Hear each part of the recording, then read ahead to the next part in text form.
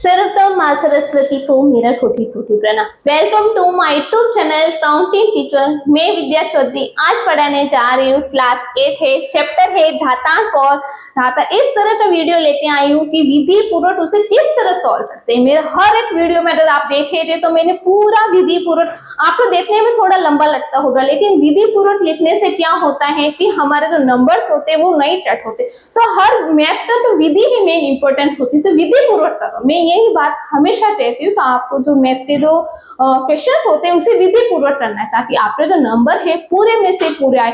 Suppose करो तो देखो हर बच्चा एक जैसा नहीं होता। सपोज करो कोई बच्चा कमजोर है तो अगर वो इस तरह हाफ तरह से कुछ विधि भी लिख देता है तो उसके अगर 5 नंबर का क्वेश्चन है तो 3 या 2 तो उसके आने हैं। तो इस तरह कहते हैं कि बूंद बूंद से घड़ा भरता है। तो आप नहीं हार सकते, आप फेल होने का तो ऑप्शन ही नहीं बनता, आप तो टॉपर बनेंगे। तो हमें विधि याद रखना है। मैं विधि ही बताने जा रही हूँ कि किस तरह से करना है। तो आज का जो हमारा है विधि पूर्वक इसे सॉल्व करेंगे।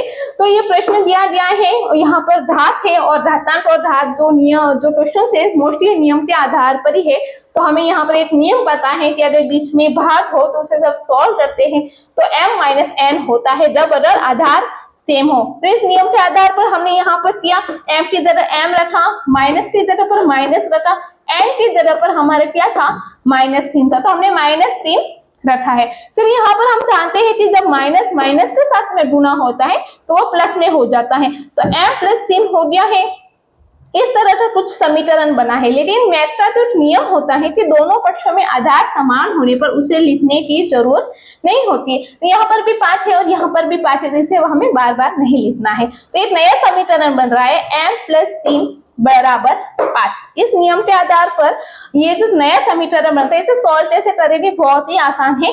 m को इसी तरफ रखना है, ये जो 3 है संख्या उस तरफ चली जाएगी तब पक्षांतरण हो जाएगा। तो m 5 -3 और 5 में से 3 जाए तो हमारा जो आंसर है वो आएगा 2। चाहे तो आप इसे यहाँ पर 2 रखे और ये हमारा आंसर 5 में से 5 आएगा। तो m का घात है, m का जो मान है वो 2 आ गया है।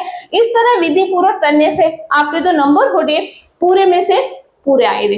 तो आपको आज का वीडियो पसंद आया हो, लाइक करें, शेयर करें, सब्सक्राइब करें। मिलते हैं अगले वीडियो में, तब तक वंदे मातरम।